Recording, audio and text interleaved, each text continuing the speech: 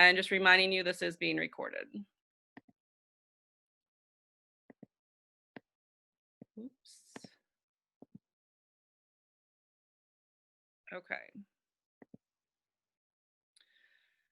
All right, ladies, here we go. Again, go ahead and stop me if you have any questions or anything that you need clarified. So, how many of us have gotten ourselves to the point that we don't really know what hunger feels like anymore, or maybe we can pinpoint the last time that we actually felt hunger, or maybe we didn't? And maybe some of us have gotten to the point where we're like, I'm so hungry, I'm angry now, like the hangry thing. So we're just going to talk about, what does it feel like again to feel hunger? How do I know when to stop eating? That's a common problem that we have, at least some of us that have struggled with food, is that we don't even know when to stop eating because we've conditioned ourselves to just kind of, we know that we're full when we feel that bloated feeling like, oh crap, I've already overeaten. Um, just simply starting to put together this idea of getting in tune with our bodies again. So I'm going to leave this here for a little bit. If you want to take notes, you can. I will send this to you in the link, but I'll also send you the worksheet that includes this actual slide.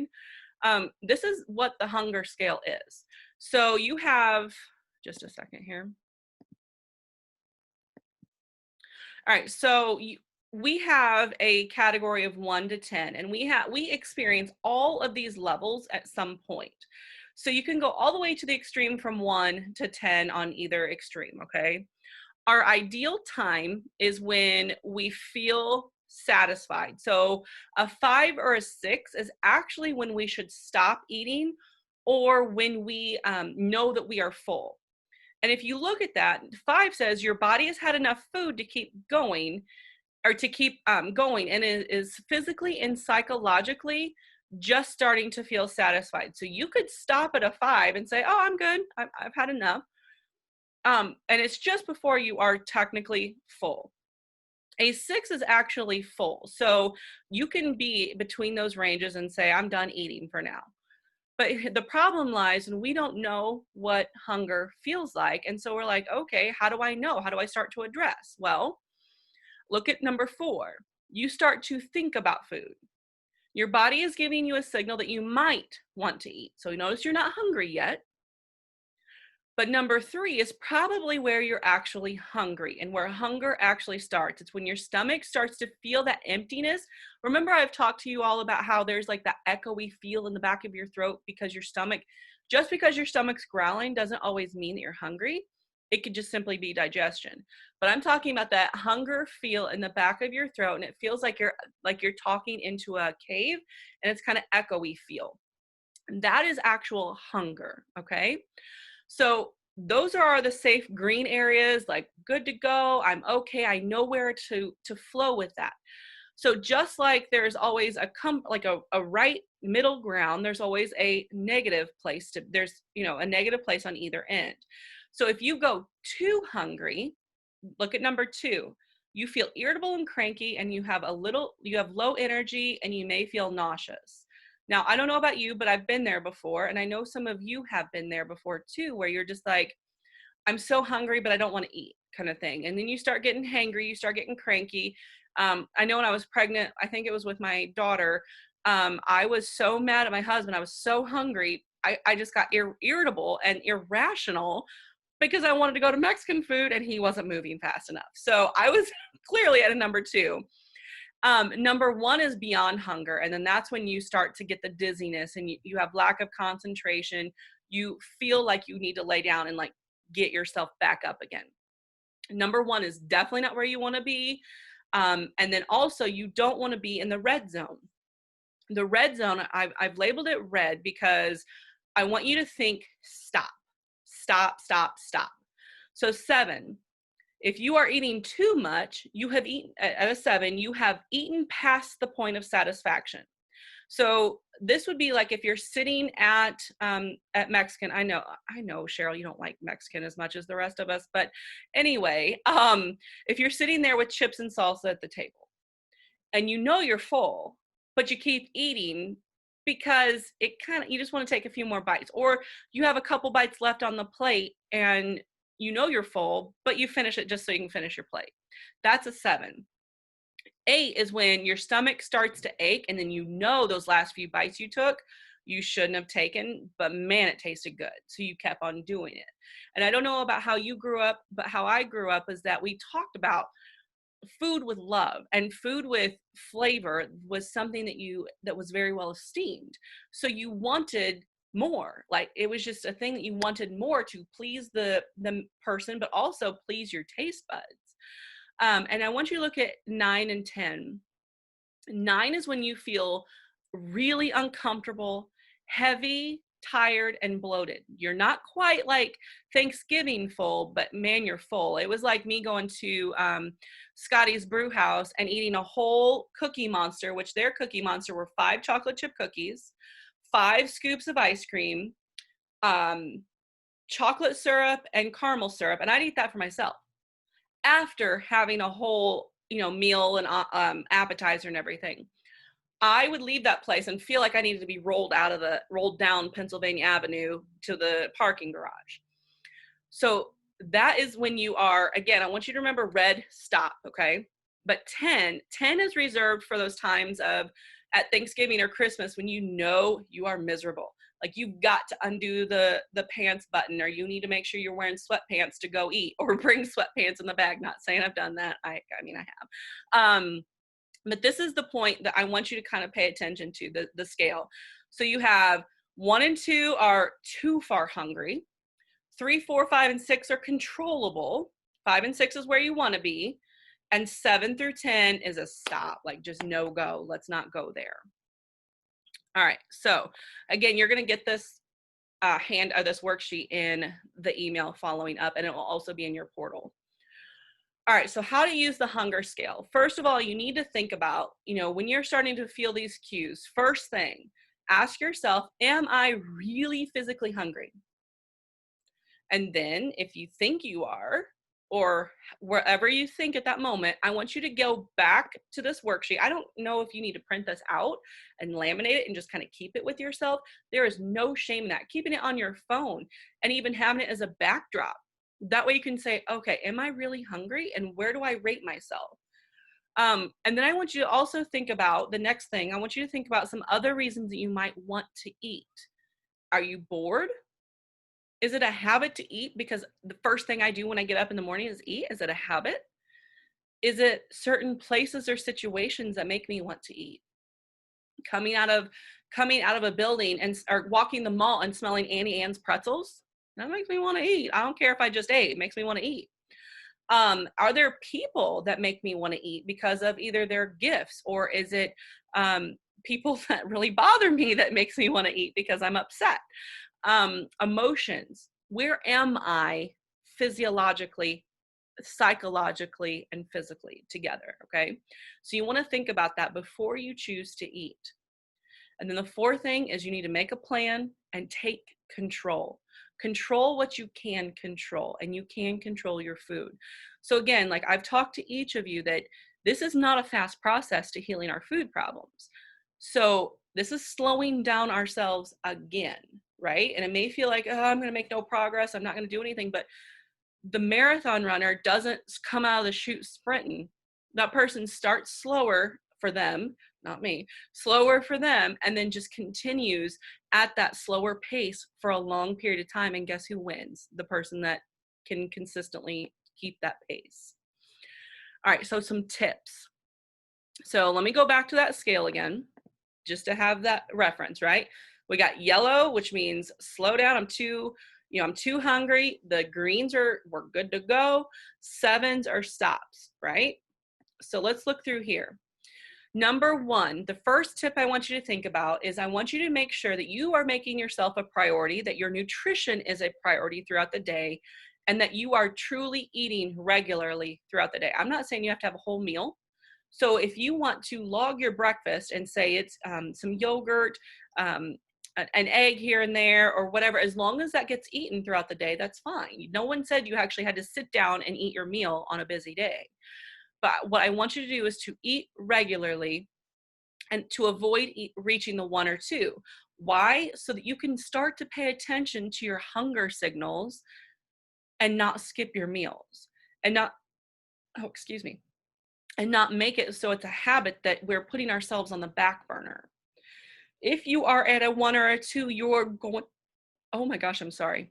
If you're at a 1 or a 2, you will lose self-control. How many times have you been so hungry that you go and eat a snack while you're cooking, eat your cooking, and probably overindulge in whatever you made with portion sizes, or you're so hungry you're snacking while you're on the phone with the takeout place and you order everything on the menu and your eyes are bigger than your stomach. That's what we're trying to avoid.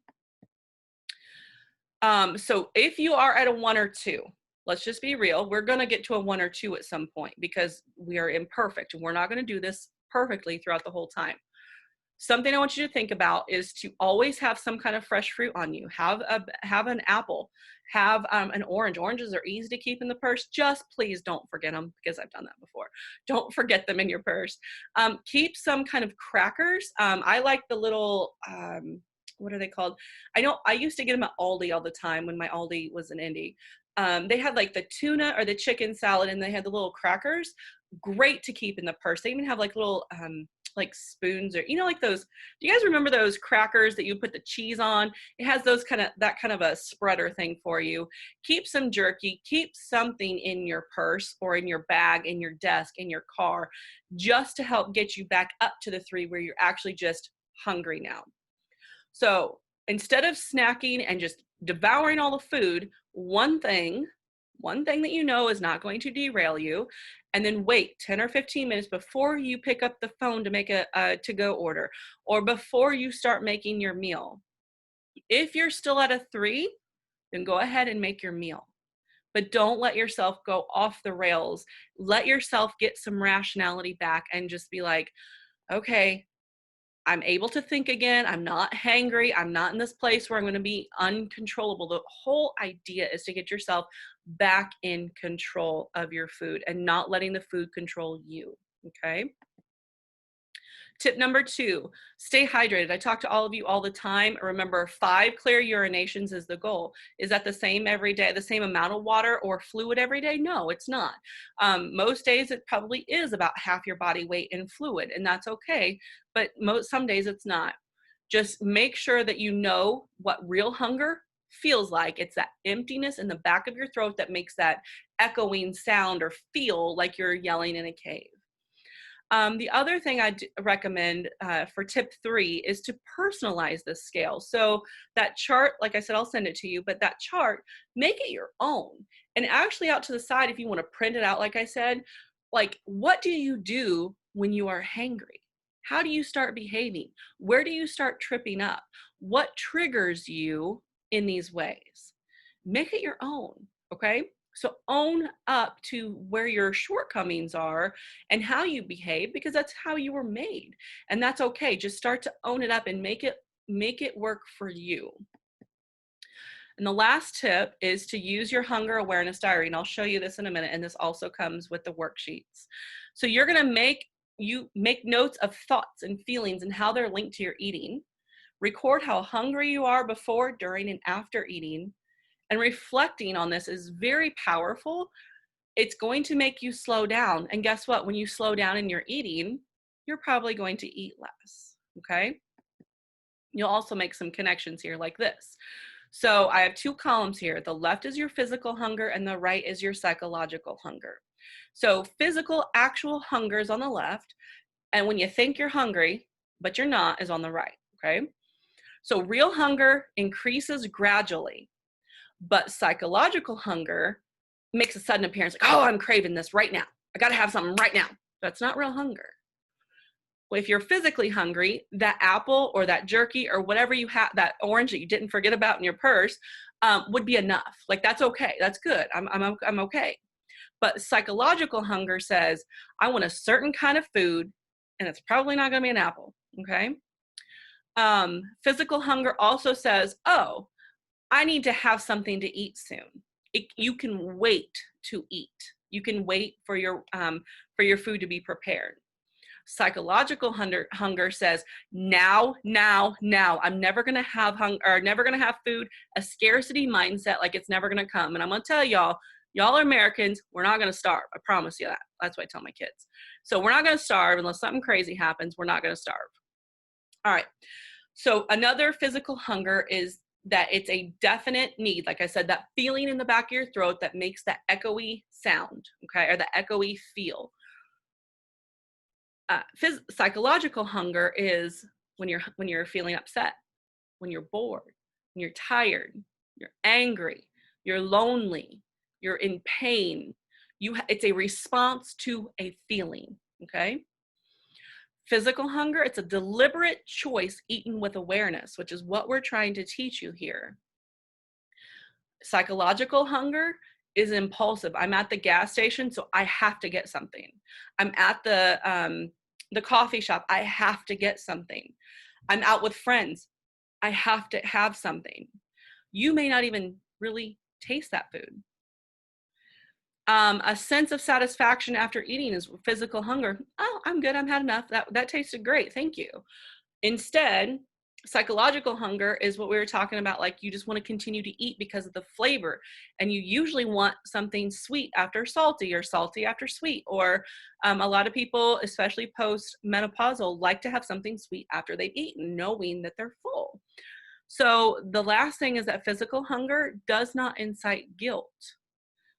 But psychological hunger creates that guilt and promise to do better next time. That guilt and shame you feel about, and that cycle. So that is the difference between physical hunger and psychological hunger. Again, this will be part of the worksheets afterwards. This is what the hunger level diary looks like.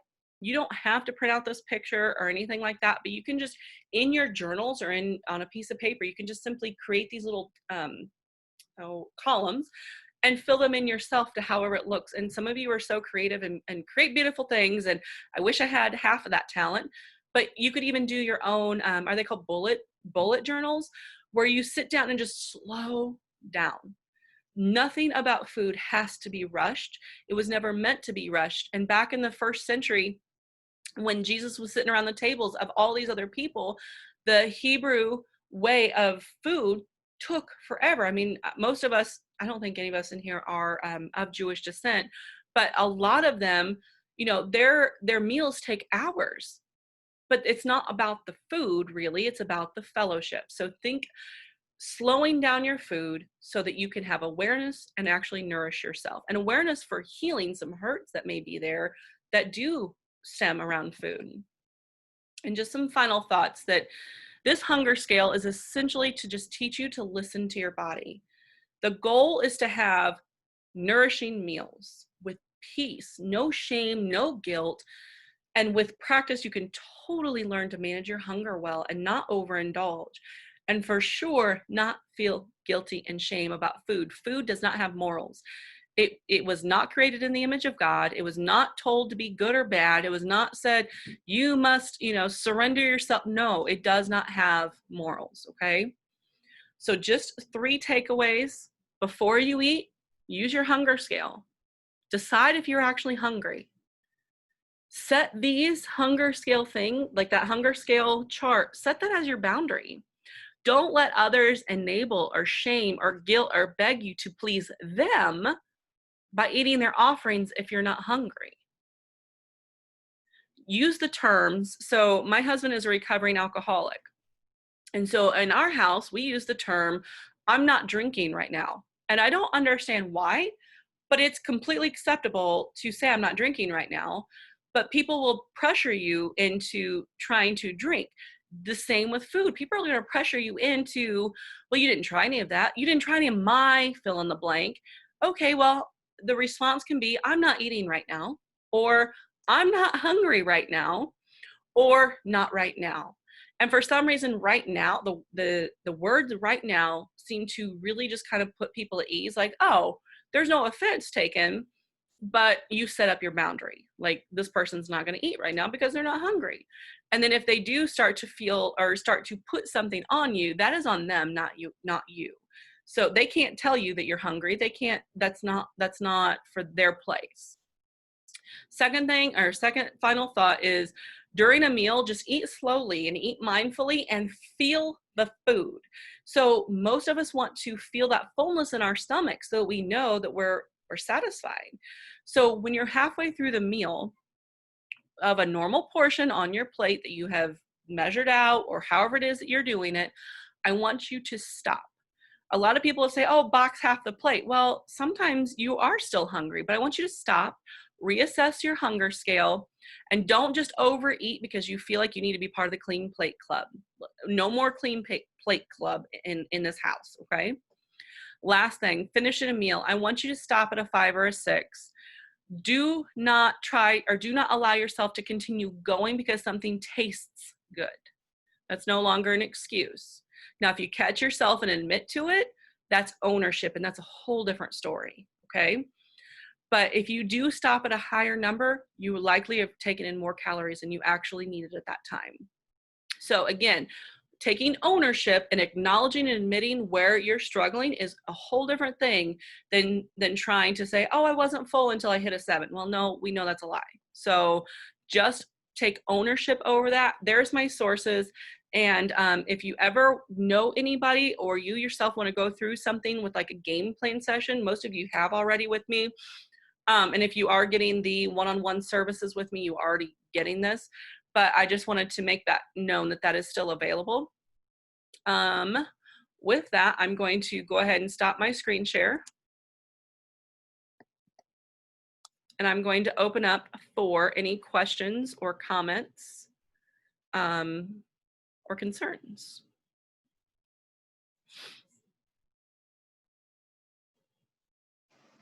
Quick question. You said to stop and listen to your body about, you know, if you're at a 5 or a 6 or if you're higher. What if like last week I wasn't that hungry, but I needed to eat to get my protein in. So, I mean, you're just talking about overeating, not at reaching your macros for the day?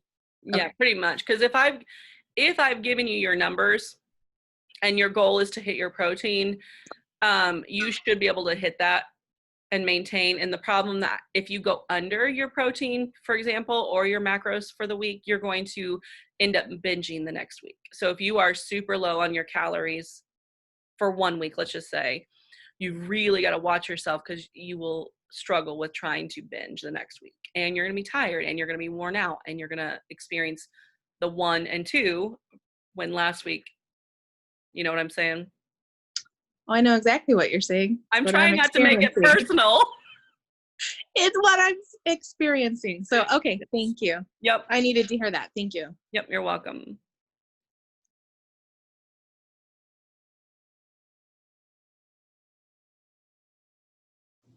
Anybody else?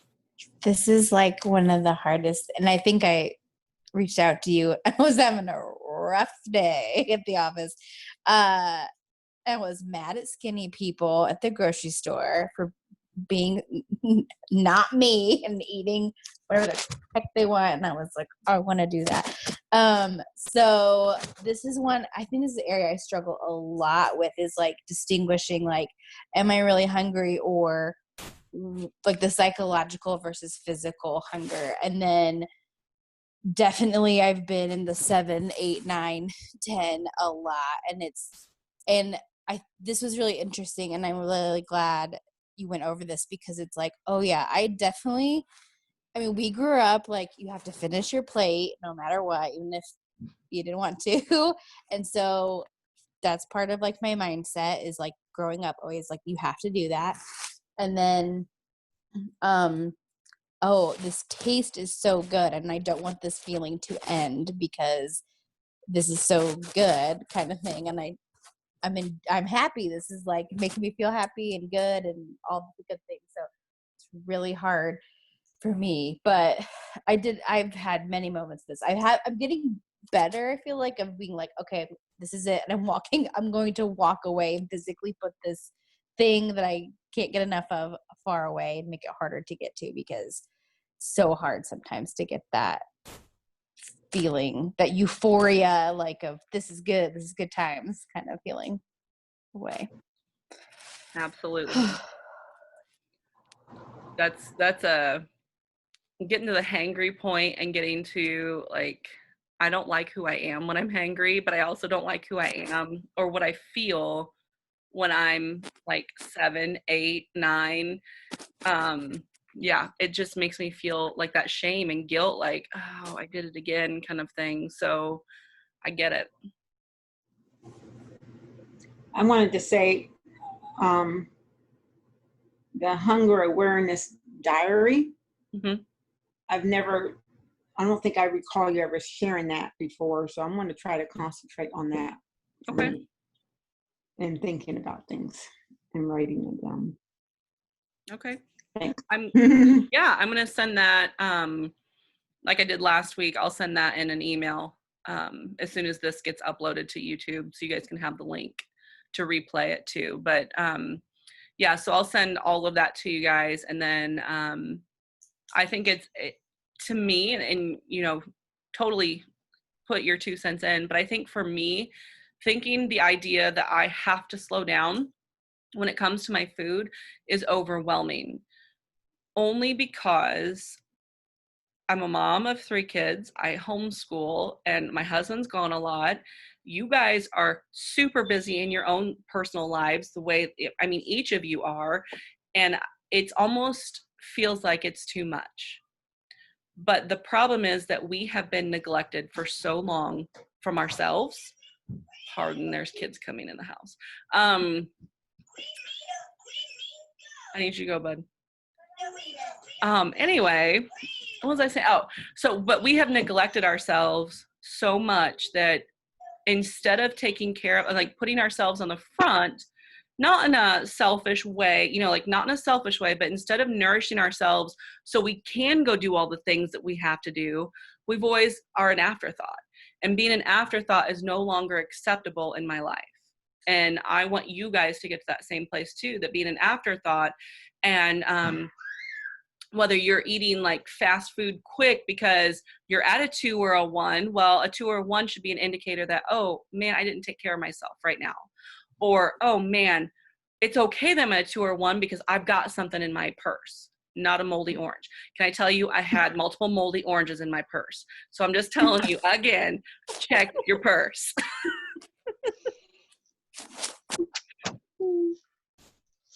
So anyway, I don't want you guys to think that this is forever. Like you're not always, this is the whole idea of a habit is a habit happens. You know, when you get in the car, do you have to think about putting your seatbelt on?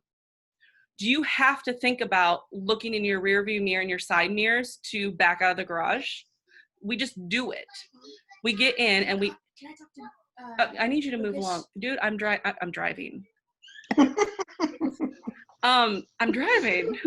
Anyway, we don't think about getting in the car, putting our seatbelt on. We don't think about getting in the car and looking in the mirrors because it's become a habit. Just like with our food, what we have created as a habit is not sustainable and not well for us. So switching that mind shift to getting a new habit around food, it'll become second nature. Okay. Man, I'm so sorry. I'm so glad it's you guys.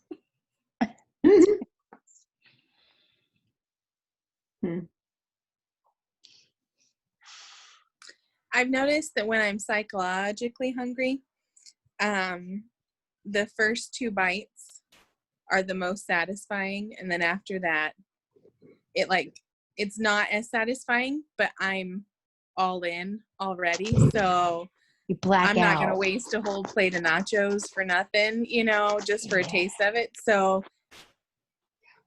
that's a huge weakness of mine, and that's usually why I overdo it. So this will be a big thing for me to check in with myself and to stop and reevaluate as I go.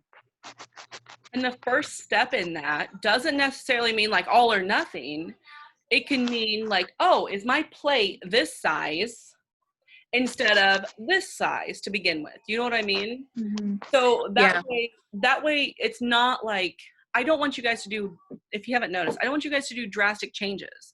because drastic changes, we've all tried them and they work, but they don't last. So maybe just try a smaller, like IKEA kids plate. Start there. And then if you happen to overindulge, make a note. I overindulge. I really only like the first 2 bites. Then the next time come back, and when that happens, make 2 bites worth. Does that make sense? Yeah, that does.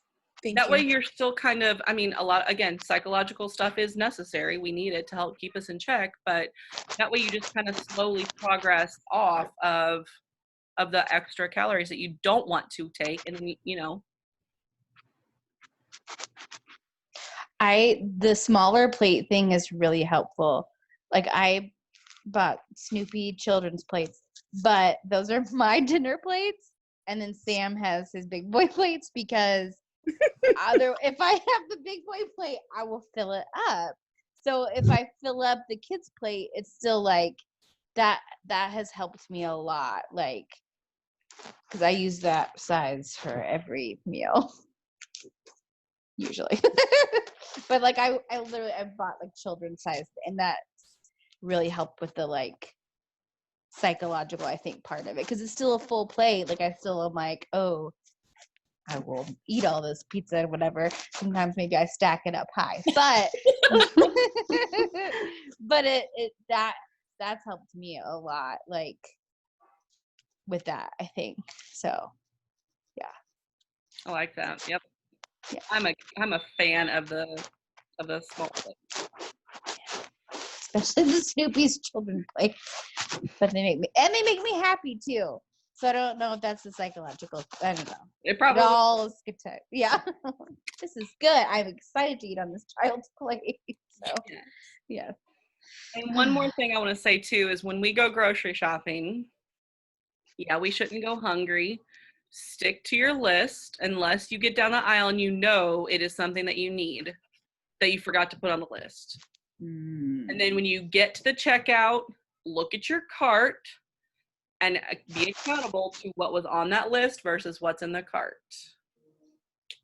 So I do that a lot just for myself. I just keep a digital, list on my phone or whatever, but I'm accountable because I know if I buy chocolate chip cookies, there won't be chocolate chip cookies the next day. I don't care where they're from. I don't care what kind they are. They could be the disgusting, most cookies. They will be gone. So when I do buy them, because I do buy them, when I do buy them, I know, okay, Danielle, you've got to be straight on your numbers this week. You're going to be screwed. So I don't buy them very often because I can't control. So green means go, just in case you didn't know. This has been a great night. I'm so sorry, guys. But definitely, like, just be accountable to your list. And then with my kids, the only thing I buy different is I make sure that they have lunches that they can make themselves. We do homemade Lunchables, but some weeks I do those. What are those little black, the Lunchables that are like the black, they're cheaper than Lunchable brand. I get those sometimes when I know we're having a busy week or I just don't want to cook for them. I make them make their own sandwiches, or I buy some frozen things that they can warm up. But they're things they're not any, I'm not tempted by them or anything. But that's the only thing that's different on the list. But otherwise, the kids and I eat, and my husband eats whatever I buy. Mm-hmm. Anything else on hunger? Green means go. Hey, that was perfect timing. Like that. This is really helpful because this is like an area I struggle a lot with. So this is really good info. Yep. And so, like I said, I will get these to you. I want to see the most creative way. I want to see how you're implementing these things into your lifestyle this next week. And by next week, I mean through the following week. Don't forget, since it's you guys, don't forget, I'm meeting most of you on Monday. Is that correct? I think I'm meeting all of you. Cheryl, I haven't talked to you yet about meeting. But I have surgery on Tuesday, and I will be answering messages on Thursday, as long as I'm not on drugs. Now, if you get a funny message from me, save it for me and send it back, okay? But I really do appreciate each of you, and I really do. I don't take it for granted that you have come along with this and come along with me and trust in me with your journey and helping to educate you throughout. Awesome. All Thank right. you. Well, then I will let you all go, and I'll get this video started to upload. All right. Thank you, Danielle. Okay. See you. Thank Have a good you. week. Bye. Bye. Bye.